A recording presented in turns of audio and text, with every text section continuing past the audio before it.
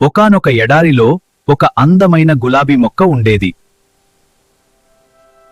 నేను ఎంత అందంగా ఉన్నాను, నువ్వు చూడటానికి ఎంత అసహ్యంగా ఉన్నావు.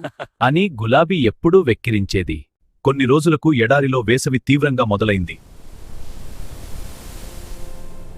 నీరు లేక గులాబీ మెల్లగా వాడిపోవడం ప్రారంభమైంది.